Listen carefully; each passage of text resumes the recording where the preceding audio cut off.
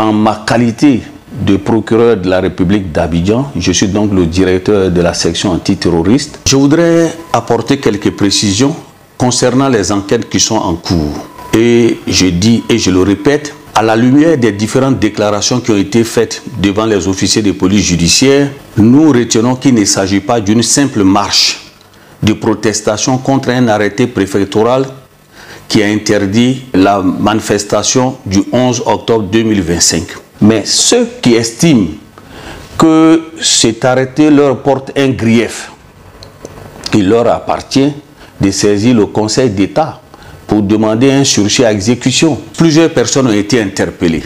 Et dans l'exploitation des différents portables des mises en cause, je voudrais lire quelques séquences des messages obtenus dans ces portables-là pour vous démontrer qu'en réalité, il s'agit des actes de terrorisme. Dans le portable d'un des mises en cause, il ressort ceci. Chers compatriotes ivoiriens, je suis un ex-militaire.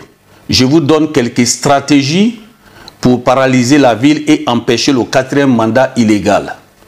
C'est fixer des objectifs clairs et atteignables. En une semaine, on pourra gagner le combat.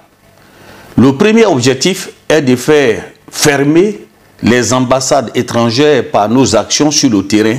N'oubliez pas de casser les caméras et de brûler les véhicules de police. Cette fois-ci, il faut brûler les magasins, les boutiques, les supermarchés des Libanais. Dans les villes de l'intérieur, il faut brûler les voitures de police, les préfectures, commissariats, magasins des Libanais et Français. Il faut mettre le feu à tous les carrefours de nos quartiers pour empêcher la police de rentrer et créer des groupes stratégiques dans chaque secteur. Voici des déclarations graves et des publications qui ont été faites à travers plusieurs groupes WhatsApp. Je voudrais encore attirer votre attention et lancer cet appel à l'endroit de la jeunesse. Vous êtes ceux-là même qui ont été invités à envahir les rues. Je vous dis de penser à votre carrière.